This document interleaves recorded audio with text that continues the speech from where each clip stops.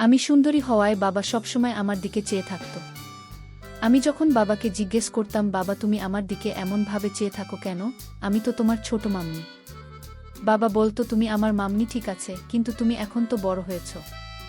আমি বাবাকে বললাম, বাবা আমার তো বয়স মাত্র 12 বছর। আমার বয়স আর কি হয়েছে? বাবা বলল, এই বয়সে তো তোমাকে অনেক সুন্দর লাগছে।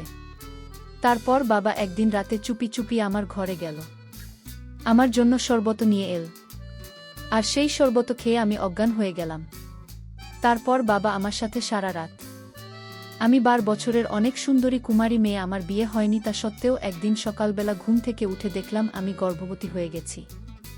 আমি ছেলের বেশে ছেলের পোশাক পরে বাইরে বের হতাম এবং আমি ছেলের সাথে একটা ছোট কোম্পানিতে কাজ করতাম। আমি দেখতে এতটাই সুন্দরী ছিলাম যে আমার নিজের বাবা আমার উপরে নিহত খারাপ করেছিল। আমি তো স্বপ্নেও ভাবিনি যে আমার নিজের জন্মদাতা আমার সঙ্গে এরকম করবে এবং আমার পুরো জীবনটাকে তছনছ করে রেখে দেবে। আমার সৌন্দর্যটাই আমার জীবনের কাল হয়ে দাঁড়িয়েছিল। আসলে আমার বাবা কোনো কাজ বাজ করতেন না। উনি তো সারাদিন মাতাল হয়ে বাড়িতেই পড়ে থাকতেন এবং মা অনেক কষ্ট করে সংসার চালান। আমি তো ছোট থেকে অনেক কষ্ট দেখে বোর হয়েছিলাম। আমরা 4 ভাই বোন ছিলাম। বড় হওয়ার পর যখন আমি এটা বুঝতে পারলাম যে আমাদের সংসারে অনেক অভাব রয়েছে, তখন আমি বাধ্য হয়ে বাইরে কোনো ছোটখাটো কাজের খোঁজ করতাম। কারণ আমাদের বাড়ির পরিস্থিতি এতটাই খারাপ হয়ে গিয়েছিল যে আমাদের সঙ্গে আমার ছোট ভাই বোনেদের না খেয়ে দিন কাটাতে হতো। তার মাঝে আমি সিদ্ধান্ত নিয়েছিলাম যে কোনো একটা ছোটখাটো কাজকর্ম করে আমার ভাই বোনেদের লালন পালন করতে হবে। কিন্তু আমার 12 বছর বয়স হতে না হতেই বাবা আমার বিয়ে দেওয়ার জন্য পাত্রের খোঁজ করে। যখন বাবাকে বলেছিলাম আমি বাড়ির বাইরে গিয়ে কোনো কাজকর্ম করতে চাই, তখন আমার বাবা বলেছিল বাড়ির বাইরে বেরিয়ে কাজ করার কোনো দরকার নেই। উনি চাইতেন না যে আমি বাড়ির বাইরে গিয়ে কোনো কাজকর্ম করি। তারপর আমার বাবা মা বিয়ে দেওয়ার জন্য আমাকে অনেক চাপ দিয়েছিল। বাবা মায়ের কথা শুনে আমি বাধ্য হয়ে বিয়ে করতে রাজি হয়েছিলাম। কিন্তু আমার যে ছেলেটার সঙ্গে বিয়ে হতে চলেছিল, সেই ছেলেটির অনেক টাকার সম্পত্তি ছিল, কিন্তু তার চরিত্র খুব খারাপ ছিল। আসলে ওই ছেলেটির এর আগেও নাকি 2টা বিয়ে হয়েছিল, কিন্তু তার কাছে একটাও স্ত্রী টেকেনি। পরে তার সাথে যখন আমার বিয়ে ঠিক হয় তখন জানতে পেরেছিলাম ছেলেটা নাকি আমাকে দিয়ে একটা চায়ের দোকান চালাবে আর মাঝে মাঝে আমাকে দিয়ে অন্য ব্যবসাও চালাবে। এই জন্যই আমাকে বিয়ে করতে চেয়েছিল। আমি যখন ছেলেটির ব্যাপারে জানতে পেরেছিলাম যে সে তো আমাকে বিয়ে করার পরে আমাকে দিয়ে খারাপ কাজ করাবে, তাই আমি এই কথাগুলো বাবা ও মাকে বলেছিলাম। কিন্তু বাবা ও মায়ের কথা শোনার পরে আমার কলিজাটা কেঁপে উঠেছিল। কারণ আমার বাবা মা সব কিছু জানার পরেও আমার বিয়ে ওই চরিত্রহীন ছেলেটির সঙ্গে দিতে চেয়েছিল।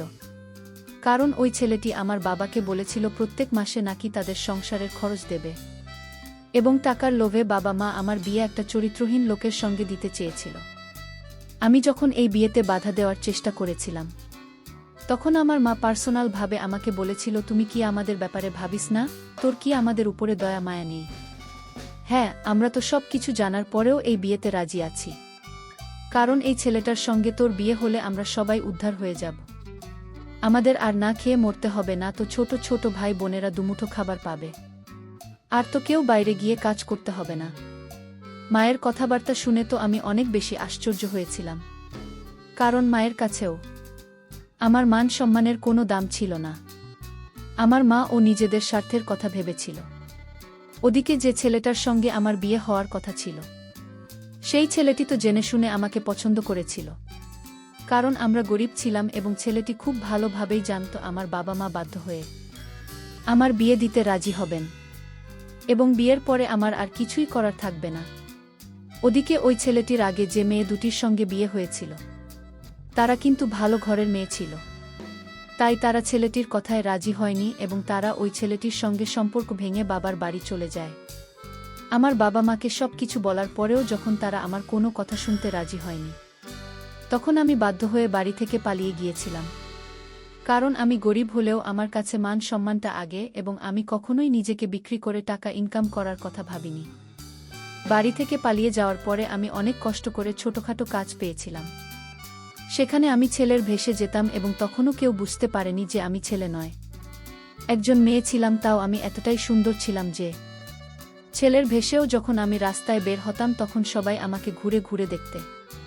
বাড়ি থেকে পালিয়ে যাওয়ার কয়েক মাস বাদে আমি বাবা মায়ের সঙ্গে দেখা করেছিলাম এবং সেখান থেকেও আমার ডিউটিতে যাওয়া আসা করতাম। তার আগে কিন্তু আমি একটা ভাড়া বাড়িতে থাকতাম এবং যে ঘরে আমি ভাড়া থাকতাম সেখানে আমরা 5 জন ছিলাম এবং তারা সবাই ছেলে ছিল। ছেলের মাঝে আমি ছেলের ভেসে থাকতাম। কেউ জানতেও পারেনি যে আমি একজন মেয়ে ছিলাম। আসলে আমি এতটাই সুন্দর ছিলাম যে মেয়ে সেজে বাইরে গিয়ে কোম্পানির কাজ করা আমার জন্য ঠিক ছিল না। তাই আমাকে বাধ্য হয়ে ছেলে সেজে বাড়ির বাইরে বেরিয়ে কাজ করতে হয়েছিল। এর আগে আমি যখন বাড়ি থেকে বেরোতাম তখন কিন্তু বেশিরভাগ লোকে আমাকে অনেক রকম কথা বলতো। আমার সৌন্দর্যটাই জীবনের কাল হয়ে দাঁড়িয়েছিল। এমনকি আমাকে বাড়ি থেকে বেরোতেও ভয় লাগত, কারণ বেশিরভাগ মানুষ এরাই আমাকে খুব খারাপ চোখে দেখত। তখন কিন্তু আমার বাড়ি থেকে বেরোতে খুব ভয় লাগত। তাই আমাকে বাধ্য হয়েছেন এসেছে বাড়ি থেকে বেরোতে হতো যাতে কোনো লোকের খারাপ নজর আমার উপরে না পড়ে। তারপর আমি যখন ছেলের সঙ্গে ওই ঘরে ভাড়া থাকতাম তখন কিন্তু ওই ছেলেরাও নিজেদের কাজে সারাদিন ব্যস্ত থাকত। তারা সকালে বাড়ি থেকে বেরিয়ে যেত এবং রাত্রি 10টার সময় বাড়ি ফিরে আসত। তাদের সঙ্গে খুব একটা বেশি কথা হতো না এবং তারা তো আমার দিকে খুব বেশি দিন দেয়নি যে আমি একজন মেয়ে ছিলাম এবং আমি যাদের সঙ্গে ভাড়া থাকতেন তারা কিন্তু নিজের কাজের সঙ্গে মতো রাখত। একজন মেয়ে হয়ে 4টি ছেলের সঙ্গে নিজ ছেলে সেজে থাকা মুখের কথা নয়। এবং মাঝে মধ্যে তো আমার এটা ভেবে খুব ভয় হতো যে তাদের যদি আমার উপর সন্দেহ হয় যে আমি একজন ছেলে নয় মেয়ে, তখন আমার কি হবে। এই 4 জনের মাঝে আকাশ বলে একটা ছেলে ছিল। সে কিন্তু আমাকে খুব ভালোবাসে। সে তো জানতি না যে আমি ছেলে নয়, একজন মেয়ে ছিলাম। আকাশ সময় পেলে আমার সঙ্গে নিজের মনের কথাগুলো শেয়ার করত এবং আমার কিছু অসুবিধা হলে আমাকে সাহায্য করত। বেশ কয়েক মাস হয়ে যাওয়ার পরে আমি যখন নিজের বাড়ি ফিরে গেছিলাম বাবা মায়ের সঙ্গে দেখা করার জন্য এবং তাদের এটা বলার জন্য যে আমি একটা কোম্পানিতে ছোটখাটো কাজ পেয়েছি, তখন বাড়ি যাওয়া মাত্রই আমার বাবা তো আমার দিকে ঘুরেও তাকাননি। এমনকি আমি বাড়ি গিয়ে যখন মায়ের হাতে টাকা দিয়েছিলাম তখন মা এটা দেখে খুব খুশি হয়েছিল যে আমি সৎ পথে টাকা ইনকাম করে তার হাতে টাকা দিয়েছে। কিন্তু বাবা তো আমার সঙ্গে কথাও বলেননি। আমি চেষ্টা করেছিলাম বাবার সঙ্গে কথা বলার, কিন্তু বাবা তো আমার দিকে ঘুরেও তাকাননি। বাবা তখন আমাকে শুনিয়ে আমাকে বলেছিল, তোমার মেয়েকে বলে দাও এরকমভাবে ছেলে সে বাইরে গিয়ে কতদিন কাজ করবে, একদিন না একদিন তো সবাই জানতে পেরে যাবে যে ওর ছেলে এসেছে বাইরে গিয়ে কাজ করছে, আর এমনিতেও বাড়ি থেকে পালিয়ে তো আমাদের মান সম্মান সবকিছু নষ্ট করে দিয়েছে। তাহলে ওর আবার এই বাড়িতে ফিরে আসার কি দরকার ছিল। ভেবেছিলাম ইনকাম করে বাবার হাতে টাকা দিলে বাবা সবকিছু ভুলে গিয়ে আমাকে ক্ষমা করবে এবং খুশি হয়ে যাবে। কিন্তু বাবা তো সেই কথাটা ভেবে বসেছিল যে আমি তার পছন্দের ছেলের সঙ্গেই বিয়ে করিনি। কিন্তু যতই হোক এই কথাটা সত্যি ছিল যে খুব বেশি দিন ছেলে এসেছে বাইরে কাজ করতে পারতাম না। তা ও ভেবেছিলাম এভাবে যতদিন পারব ততদিন কাজ করে আমি টাকা জমিয়ে নেব। সে দিনের পর থেকে আমি বাড়িতে এসে মায়ের হাতের খাবার খেতাম।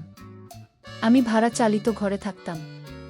একদিন হঠাৎ করে আমার শরীর খুব খারাপ হয়েছিল ওই সময়, কিন্তু আমার ভাড়ার ঘরে বাকি ছেলেরা ছিল না, এমনকি আকাশ সেদিন ছিল না এবং আমি বুঝে গিয়েছিলাম যে শরীর খারাপ থাকা অবস্থায় কিন্তু আমি নিজের সত্যিটা তাদের থেকে বেশি দিন লুকিয়ে রাখতে পারব না এবং আমি হয়তো ধরা পড়ে যাবে। এই ভয়ে আমি সেদিন ভাড়া বাড়ি থেকে নিজের বাড়িতে মায়ের কাছে চলে এসেছিলাম এবং ভেবেছিলাম সুস্থ হওয়ার পরে আবার ভাড়া বাড়িতে চলে যাব। কারণ এই বাড়িতে যখন আমি ফিরে এসেছিলাম তখন থেকে কিন্তু বাবা আমাকে একদমই সহ্য করতে পারত না। সবসময় আমাকে দেখে বিড়বিড় করত এবং একটাই কথা বলতো, কতদিন নিজেকে এভাবে ছেলে সাজিয়ে বাইরে কাজ করবি। বাবার এই ধরনের কথাগুলো আমার মনে খুব আঘাত দিত। তা আমি সহ্য করে নিতাম। সে দিনের পর থেকে জানি না কেন আমার শরীর প্রত্যেক দিন খারাপ থাকত। আমি অসুস্থ হয়ে পড়েছিলাম।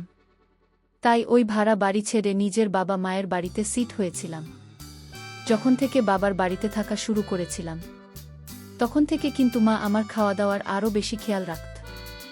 আসলে মা খুব ভালোভাবেই জানত আমি খুব কষ্ট করে টাকা ইনকাম করে সংসারে খরচ করতাম এবং সেই টাকা আমি মায়ের হাতে তুলে দিতাম।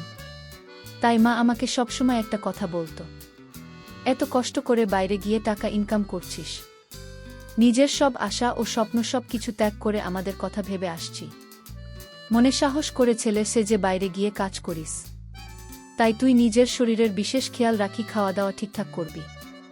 শুধু তাই নয়, আমি যেহেতু বাজার করার সময় পেতাম না, তাই মা নিজে বাজার থেকে প্রত্যেক দিন আমার জন্য ফলমূল কিনে নিয়ে আসব, যাতে আমার শরীরের বিশেষ খেয়াল রাখতে পারে। ওদিকে যখনই আমি ডিউটি করে বাড়ি ফিরে আসতাম, তখনই আমার বাবা বলতো, ওর জন্য আমাদের কত বদনামি হয়েছে। তুই যখন এই বাড়ি ছেড়ে চলে গেছিস তখন পাড়ার লোকে কত কথা বলেছে যে তুই নাকি কোনো ছেলের সঙ্গে পালিয়ে গেছিস। তোর কি দরকার ছিল ছেলে সে যে বাইরে কাজ করার, তুই তো ওই ছেলেটার সঙ্গে বিয়ে করতে পারতিস। তার সঙ্গে বিয়ে করলে আজ তোকে বাইরে গিয়ে ছেলে সেজে কাজ করতে হতো না। আমি অনেক চেষ্টা করেছিলাম বাবাকে এটা বোঝানোর, চেয়ে আমাকে দিয়ে ব্যবসা করার থেকে সৎপথে কম টাকা ইনকাম করা অনেক ভালো। কিন্তু আমার বাবা তো এত স্বার্থপর মানুষ ছিল যে সবসময় নিজের কথাটাই ভাবছ। এদিকে জানি না কেন বাড়িতে এসে খাবার খাওয়ার পরে কিন্তু আমার শরীর খুব খারাপ করত। দিন দিন আমার শরীর এত খারাপ হতে শুরু করেছিল যে বাধ্য হয়ে আমাকে ডাক্তারের কাছে যাওয়ার কথা ভাবতে হয়েছিল। প্রথমে যখন আমার শরীর খারাপ করত তখন ভেবেছিলাম কিছুদিনের মধ্যে নিজে থেকে সব কিছু ঠিক হয়ে যাবে, কিন্তু দিন দিন আমার শরীর এতটাই খারাপ হতে শুরু হয় যে কোনো খাবার খাওয়ার পরে আমার বমি হয়ে যেত এবং খাবার খাওয়ার পরে মনে হতো আমার পেটের ভিতর জ্বালা করছে। ওদিকে আকাশ ফোন করে জিজ্ঞেস করেছিল আমি কেন হঠাৎ করে ভাড়া বাড়ি ছেড়ে দিয়েছি। আমি তখন আকাশকে বলেছিলাম যে আমি একটু অসুস্থ আছি, সুস্থ হওয়ার পরে আবার ভাড়া বাড়িতে যাব আকাশ।